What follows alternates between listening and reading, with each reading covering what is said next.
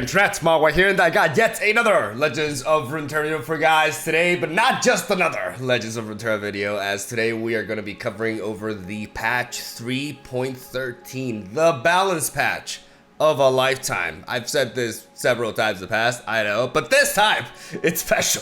I think actually this is the most important one, even though we've been through hell, such as Azir, Irelia, or the Bandle City meta. We've been through some rough patches. In fact, some people watching me for a long time may be thinking, what? Why are you still playing this game? Because we go through some really rough periods, right? But Legend of Runeterra really is that amazing of a card game. I played pretty much all the card games out there throughout my lifetime, and I've never been a part of one in which I could just build brand new decks every day. Like, there's always something that I can revisit, and it doesn't have to be a brand new deck, but I can always revisit an old archetype, and it's been forever since anybody has touched it, and there's just so many different champions. It really does excel at carrying over the League of Legends champions to a card game and allowing you to just explore all sorts of different synergies, and I really have not seen any other CCG come even close to this metagame and deck diversity, right? So in a way we are kind of spoiled, but at the same time there are some standards to be met, and I feel like this game has had some really strong lows as of late these last few years with, like I said, the Azir Irelia meta, Bandle City as a design, and now with the meta that we are in right now with Kai'Sa and BARD absolutely dominating the ladder. Everything else kind of seems like it's in second place in that regard, and it just it leads to a frustrating experience because BARD is very RNG heavy for the amount of power that he brings to any mono allegiance deck, and then we have Kai'Sa, which just wins games on turn 5, and it's really frustrating. It has led me to having my own breakdown in yesterday's video, but I feel like, you know, sometimes in the past when I focused on the negatives, I haven't really highlighted the positives, and the reason why I still to this day play this game. And this is a very important patch. Unfortunately, there's going to be no React Andy because I actually have seen the patch. I've dodged all the leaks, even though it can get really annoying because everybody's just tweeting at me with them, even though I ask people not to do that, and they still do it anyways. But ultimately, you know, I was in the Spanish Legend of Runeterra Discord, and they leaked the patch there, like Riot itself themselves shared it, you know, with like an embargo and stuff, and I'm like, you know what, let me actually take a look at it and let's do a proper review in today's video. So yeah, that's what we're gonna be doing. We're gonna be talking about the changes and what I think about them and what we can expect. This is a big one, and it's going to essentially, it's targeting everything that's at the very top right now, and it's going to shake things up tremendously. What is going to be English to be or not to be? What will end up being the result? Like, what metagame is going to flourish from this? I have no idea. I'm not even gonna pretend like I know, because there's just a lot going on. So without further ado, let's stop, you know, rambling, and let's actually ramble some more, but about the cards themselves. Patch 3.13 card updates. Here's a look at each of the card updates coming this patch. No, you know, no philosophical like chunk of text or anything talking about the meta or the state of the game, right? Just jumping right into it. I can appreciate it, honestly. I think we're at that point where we just want to see the good stuff. So first of all, the nerf Illaoi. Illaoi went from a 1/6 to a 1/5.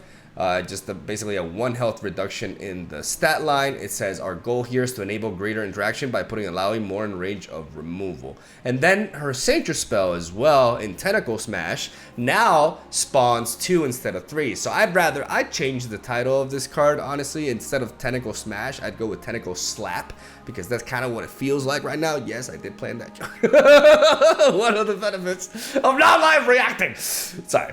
So yeah, we got spawn 2 instead of 3, and we got Illaoi a little bit less beefy. I don't think the Illaoi nerf was necessary. I think what really set the Illaoi BARD deck over the edge was BARD.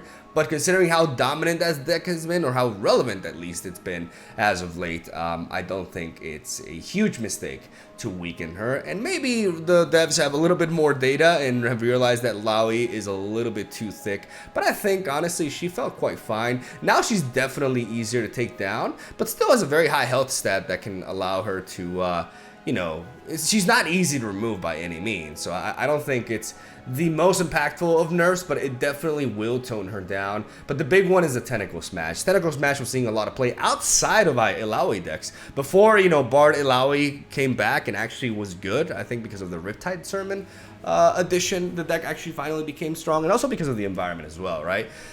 Before that, Tentacle Smash was seeing a lot of play in decks that don't really feature Illaoi. You know, we saw it with Annie Twisted Fate, we saw it with Twisted Fate Nami as well. So it became a little bit too good generically, and it's nice to see it toned down. This is a massive nerf, man. Now it's 4 mana, deal 2 damage instead of 3.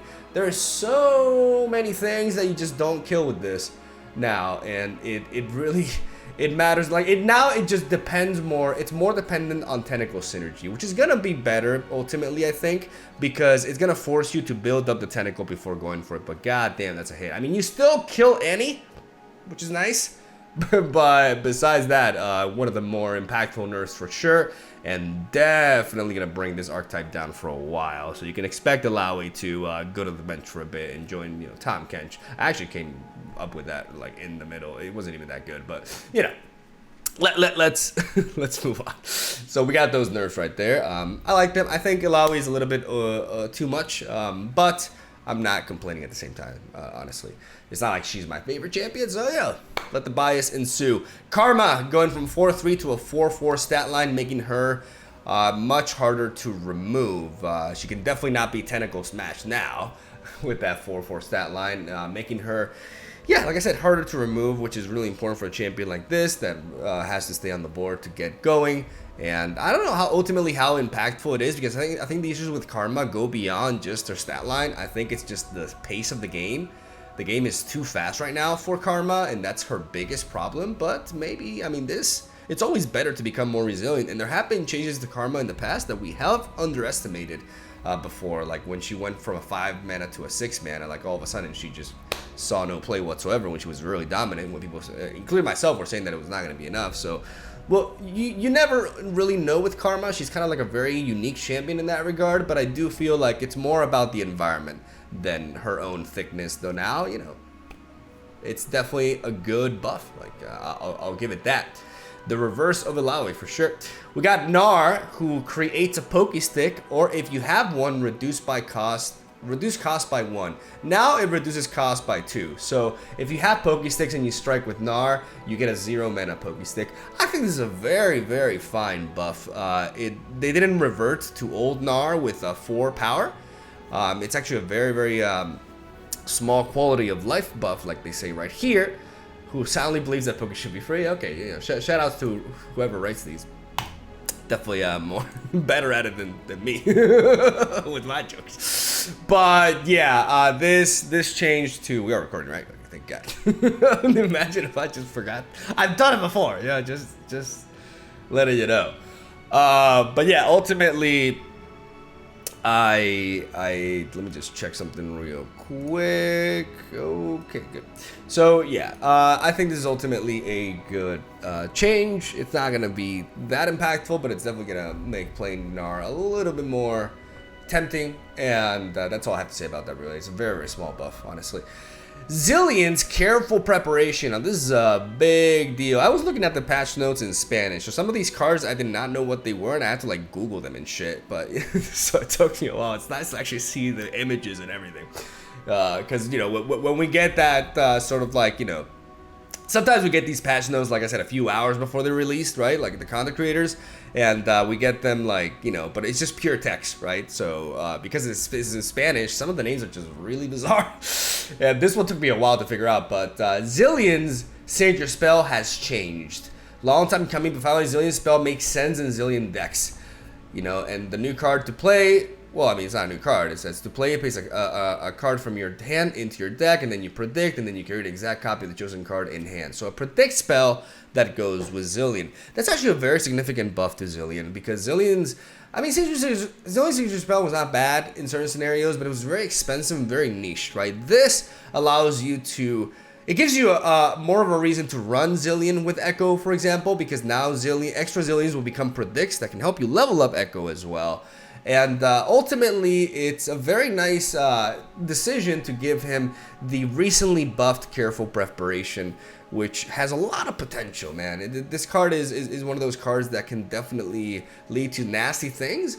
And we have seen some of that, but ultimately it being the signature spell Resilient is going to make a big impact, and I think it's a very, very nice way to buff the 2-drop without buffing it directly. So I like this decision. Good call in my opinion.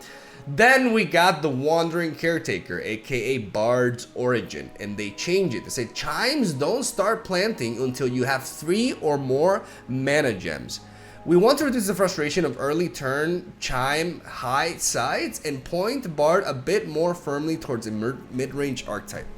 I mean, Bard is a mid-range archetype. Like, I don't understand the last point of that phrase, to be honest. Like, Bard has been the face of mid-range decks. The problem is mid-range decks without Bard tend to be worse than Bard. And I fucking hate this champion. I absolutely despise this champion, everything that it stands for. I hate the RNG and everything, and I really, really, really like this change. I am a little bit skeptical, though, because I'm not, like, I thought Bard was weak early on, right? If you see my reaction to Bard, I actually thought that he was underpowered because I just wasn't used with a mechanic like this, and I didn't really evaluate him properly. It's one of those things that you have to see in action, right? And it took a while for people to realize how good Bard actually was, and myself included. Now I'm not so sure. Like I'm pretty sure that if you skip the first couple of turns, you don't get those extra chimes. That's 6 less chimes in a game. That has to be a significant nerf to the archetype. Like there's no way that isn't. Is Bard still going to see play? I mean, I hope people can still play him, but I just hope he's not like a strictly better version of every other mid-range deck running around. And I think this is definitely the way to go. I like the fact that they also buff a card like Cosmic Binding, which is a late game or a mid to late game sort of play, by planting more chimes. At that stage, you can start going a bit more crazy, right? But the biggest issue for sure is the first couple of turns and you getting those chimes out of nowhere without even playing Bird sometimes, right? Now you have to wait until turn 3 onwards to start generating these chimes, and that's actually going to... That's just great, man. Honestly, I really hope it's enough. Like like I said, I'm a bit skeptical because I don't trust my ability to evaluate Bard properly, but I do really believe this is going to be a great enough nerf to just have this guy just disappear for a while, man. Like hopefully that's the case, because I like every like out of 3 games, like 1 out of 3 games was a Bard deck every single time in ranked, and if not, it was like Kaisa. It was kind of crazy. So really good nerf right there. And then, speaking of Kaisa, we got the second skin and the supercharge nerfs. The goal here is to create the opponent's, to increase the opponent's ability to interact with Kaisa decks, as well as taking Kaisa's power down a peg. Supercharge being 4 mana is a really powerful nerf. It makes it so that you can't play Kaisa on turn 5 and supercharge that same turn, and that is already a huge deal, because that was one of the big power plays that Kaisa could lead to, going for the focus speed spell shield and overwhelm and just straight up winning the game right there. So that doesn't happen anymore, which is great, like honestly great. And then the big one though is the change to second skin. This is the one that really ultimately matters, because it's changing from focus to slow speed, which means that when you go for a second skin, all of a sudden you're giving initiative back to the opponent, which allows them to potentially kill whatever you're targeting with second skin and disrupt it. And this is so important. This is one of the main reasons why Kaisa felt so unstoppable, because once she went down, if you could not immediately deal with what was in front of you, like, you automatically lost. Now with the slow speed second skin, there's room, there's extra room. Like, they can play Kaisa, you can develop something, and then also play something in response to the second skin, and that makes a massive difference. Again, this is a champion that has been so extremely dominant that it seems like just hitting 2 cards slightly is not enough, but we've seen in the past how just small alterations to cards make a massive change to the card's overall viability and power level. So I really do believe that they thought a lot about this, and I think this is the right call. I think this is enough to tone her down without absolutely killing her, right? Keeping her playable. I feel like she may still be good, to be honest, but nowhere near as like dominant as she's been right now, and I am all for that. And if she all of a sudden becomes unplayable, then which I have a hard time believing because it's Kai'Sa, right? But if that happens, you won't see me crying. So I definitely welcome this. This is what I wanted. I personally wanted them to change it to slow speed, and the supercharge change is also fantastic. So again, it's important to nerf champions. Even as much as you despise them, the reason we all hate Kai'Sa so much is because of how powerful she was. If she's more fair, she can actually be a very fun champion to mess around with. Even though I would encourage Riot to stop it with the, keyword soup design. I think we could, see other routes taken in regards to designing champions in the future, and hopefully with this expansion we witness a little bit of spice in that sense, because we've had the whole pack all the keywords together sort of like memo happening back to back with these expansion releases. So yeah, hopefully there's a bit of a change in that as well. Then we got the hate spike. I almost forgot this card existed. It went from 2 mana to 1 mana. Evelyn's not her signature spell, but a card from her package that's from Shadow Owls. I think Evelyn should have been Shadow Owls, to be honest. Like I'm not a Runeterra champion concept fan at this point. The goal here is to increase the opponent's ability to interact with Kai'Sa decks, as well as taking. I was like, wait, what? Small buff to Evelyn with likely some broader utility in Shadow Island decks in general. Yeah, it's nice. It's definitely very nice. I'm still not sure if Evelyn is going to be anywhere near playable because of these change, but we'll see. Now this one, whoa, 6 mana to 5. No more synergy with Jace or Lux, but besides that, we're good. 5 mana, Frostbite 2 units. I think this change actually needed to happen because of the power creep that has been happening in the game and how everything has been speeding up. I think toning, speeding up Harsh Winds itself is a very good call by the devs, and I think this is a really brilliant buff. And that's all I gotta say about it, really. Really good one. I'm excited to try out some Frostbite synergies and potentially revisit not just, the standard Ashe decks, but also I really like my Ashe Tahm Kench decks, and they're really gonna love a 5 mana Harsh Winds. Like, come on now. I'm hyped about that one. And then Bled Ravine no longer heals your Nexus 4. It no longer actually technically heals you. Actually, it does. Actually, it does. Because it's healing you too, which is what it originally heals you, but it's not, because it's not dealing damage to the Nexus. So the health gain is the same, even though there were some plays you could do with Bled Ravine, like this, especially like in landmark decks where you could like destroy your Bled Ravine after you played it, so you actually got the full health gain. But nonetheless, in the vast majority of cases, the health gain is going to be the same, and you're no longer dealing damage to face. Freljord had the ability to actually finish you off with burn through Bled Ravine. Like, this landmark was a little bit too good, I think, and I feel like it's a good target here. Although it's technically a champion buff, the main goal here is to give players some better tools for interacting with huge units. Wait, what? Yeah, these are like not, yeah, this is for Harsh Winds. It's technically a champion buff. Oh yeah, because of Anivia. Yeah. Small nerf to Ravine, retaining its board sweep but losing the superfluous Nexus damage. Yeah, it's not. It's also like a small nerf, like they say here. Like, it's not super impactful, but I do feel like it's warranted, and I'm happy that they didn't go overboard with it, because I was worried that we would see like Ravine only dealing 1 damage now and just becoming unplayable, right? So good change. Takes a little bit out of the burn aspect of it, but I really like it. I think it's warranted. Frozen Thralls going from countdown 8 to 9. Let's see the reason behind this. Preemptive nerf to Thralls is we are nerfing some of its main predators and not looking to catapult it back to dominance. Okay, I like that reasoning. Should mitigate some of the early turn high slides that players found frustrating. Alright, I'm all for it, honestly. Like, I've loved the Frozen Thrall archetypes. Well, love is a strong word. I mean, I really liked it. I loved it. I'm not ashamed of it. I've loved the archetype. I think it brought something really new to the game. But at the same time, it's been a little bit oppressive and powerful for a long time. And now that it's finally, after the Promising Future nerf, it got toned down a bit, but it could very easily come back because the deck has still maintained a solid win rate. So I like this. I like this preemptive nerf idea, and I think it's well implemented here. Boom baboon, going from 3-1 to 2-1. Honestly, about time. Like, this 2-drop has been everywhere. Every PNZ deck runs this guy, and as much as I love the character and the card and everything, I think it is about time. Boom baboon, Let other 2-drops shine. Both Baboon and Archivist add cards to hand without a suitable tax on their stats and are overrepresented in the meta as a result. The Archivist's ability to stack to the top of the deck was also contributing to some frustrating non-interactive combos. So now, I mean, it's not like the Station Archivist is being nerfed. It's just that you're shuffling the top 5 into your deck. So you're shuffling your deck afterwards. So you no longer gain the information of what you're going to draw. I was unaware of the ability to stack something on top of the deck with Archivist, though. I wasn't aware that the spell that you chose was placed on top. I don't think that's the case at all. I just think it allowed you to see what you were going to draw. Maybe I'm missing something here. Like, I'm not... Yeah, I'm not sure what I'm missing here. Like, the ability to stack the top of the deck. The Archivist's ability to stack the top of the deck. I don't know how she did that. Maybe somebody can clarify that in the comments. But, yeah. I'm not happy about this one.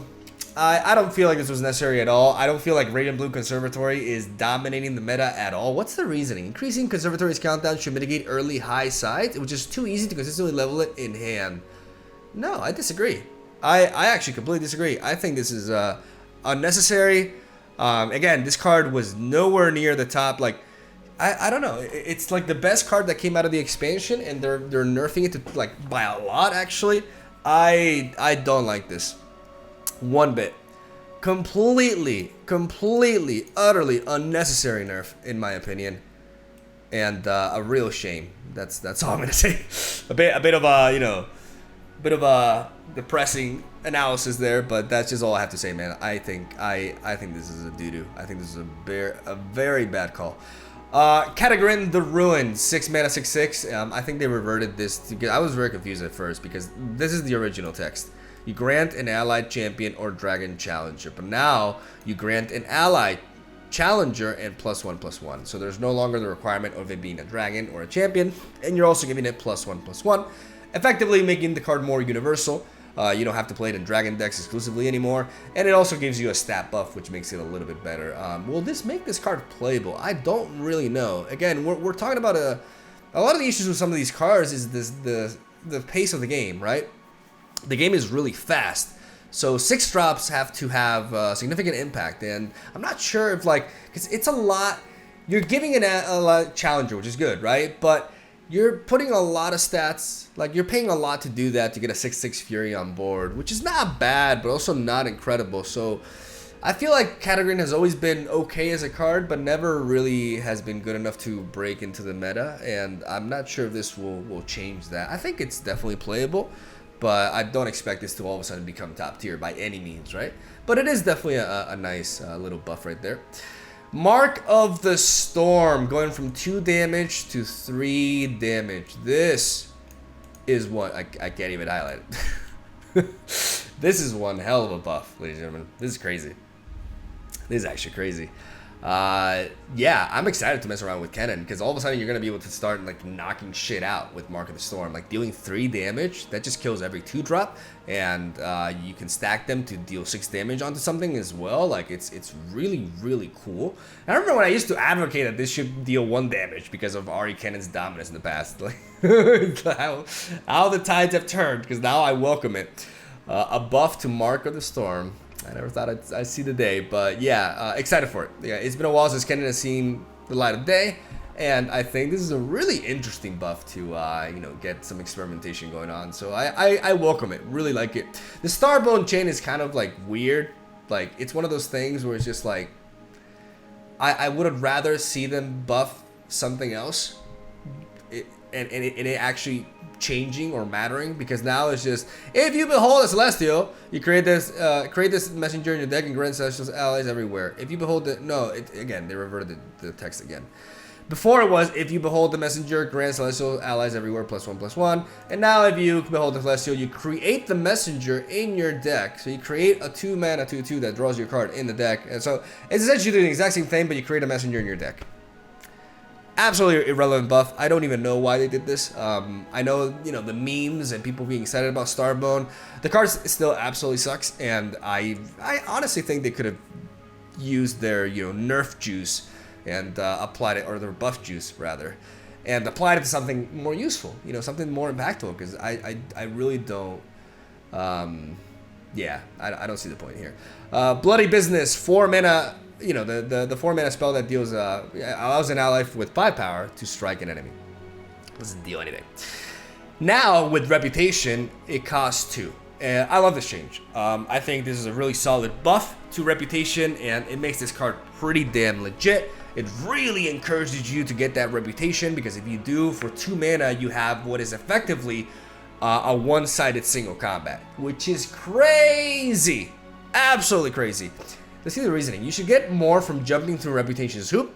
I love that. And hopefully this, coupled with some more of our recent changes, will make this deck genuinely exciting to play. I think this is one of the coolest buffs, and I'm all for it. I think this could be pretty legit. I'm not sure about the other buffs for Reputation. Maybe we haven't seen them yet. But very, very, very nice buff to Bloody Business that makes the card exciting, as they say, for sure. Star Shaping is reverted. It's now healing the Nexus 5 again. You know, this is here another revert, hopefully enabling some slower decks than the current meta has allowed. Yeah, you know, I never thought I'd say this, but I miss Invoke. So let Invoke be again. That's all there is to that. Thunder Fist and Masa. I was thinking about this card the other day, man. I was trying to build a deck around it, but it was just like so underwhelming. And now with the stat changes, like now there's actually a payoff, you know, like a 3-mana 5/5 with impact that the other one converts into as well. And with a 3/3 stat line, you can trade into and eat up other 2-drops while also trading into fearsomes as well. Like I think this is a very neat buff, and I really like it. And I also love the buff to Hisu, the Silent Storm. I think it's, I'm pronouncing it like, you know, Portuguese. Hisu, probably Risu, I don't know. Rhesus, hashtag Rhesus. I love that candy. So 1 mana, 5 mana 1/1 is now 1/3. So pinging it, this is actually a very relevant buff to this card, because this card is something that you want to be bouncing, right? Because it's one of those cards that has a very small body, but a tremendous summoning effect, right? So being able to summon it again and again is really neat, and but having that on a 1/1 is extremely risky, because all of a sudden you go for like a recall and they just ping it with the Vile Feast or whatever, and you're done. But with 3 health, it doesn't have the presence on its own to deal damage, which is important to keep it that way, but it's so much more resilient, and I'm actually really excited because not only Hisu himself got the buff, but also the Storm Cloud as well goes from impact to, when I'm summoned, grant me impact 3 times. It gets 3 impact. Like, this is a crazy buff to the card as a whole, and I'm really, really, really pumped to try it out. And also messing around with Masa, Crashing Thunder as well. Like, you know, it's Bandle City, but Bandle City has some cool cards, and I'm really excited for these to actually be playable. So very, very cool changes. Like the opposite of the Starboat thing. Like, these are actually pretty relevant, and I really, really like them. They say here, all these changes are aimed at amping the Bandle City Recall package. This is some of the buffs that follow are aimed at giving players more options for brewing with Bandle and encourage some new decks. All good stuff. Then we got Dusk Petal Dusk, now interacting with Nightfall spells as well, not only units. I think this is a buff that should have happened a while back, and it doesn't necessarily like make anything that's already stronger, like Winding Light, for example. And I think it's a great call overall. Not much more to say about that. Stagehand going from a 4/4 to a 4/2. Still threatening to deal 4 damage, but you can actually ping it away now, which I think was really important. This card was a bit too strong. It sucks because I really liked it in Hecarim decks, right?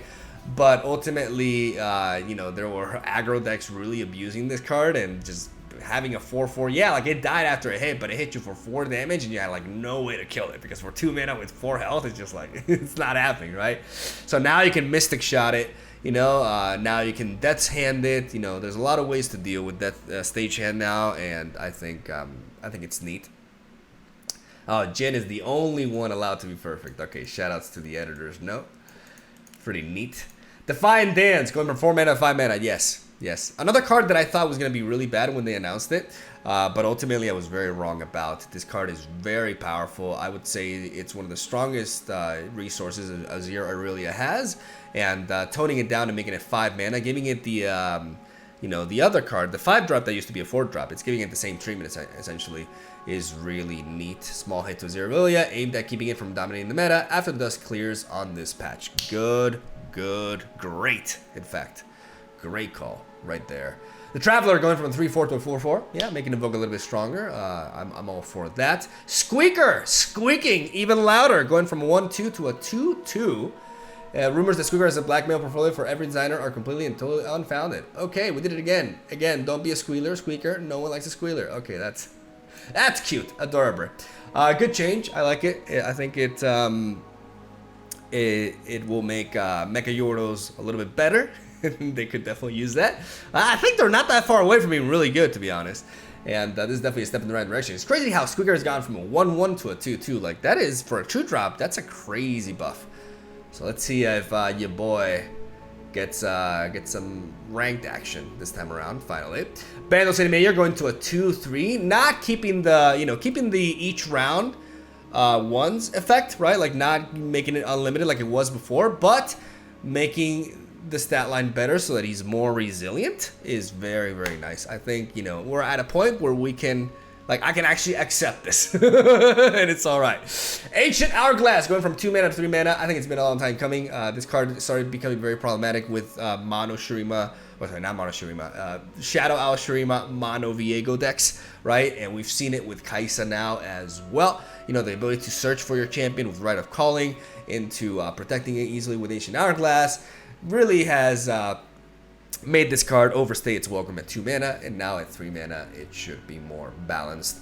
Neverglade Collector going from a 2-4 to a 2-5. I love it. One of my favorite followers in the game.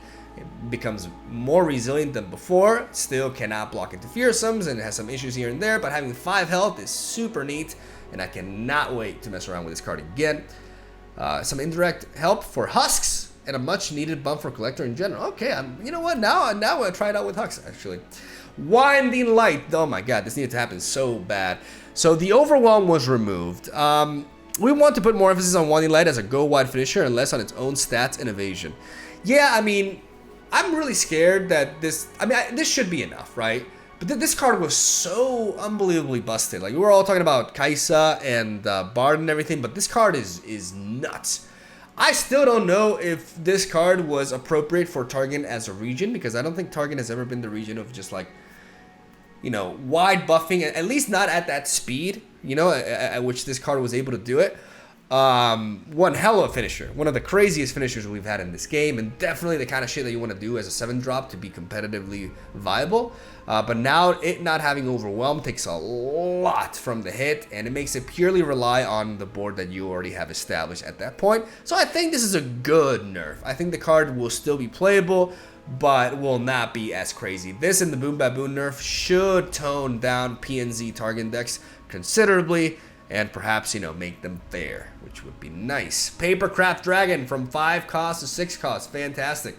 One of the craziest, like, one of the most efficient ways to nerf a card is just to increase its cost. Sometimes it absolutely murders the card, and if that's the case for Papercraft Dragon, I don't care.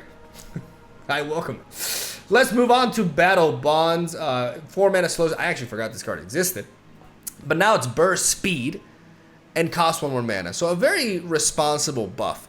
That definitely makes the card better, because the change from slow speed to burst speed is huge.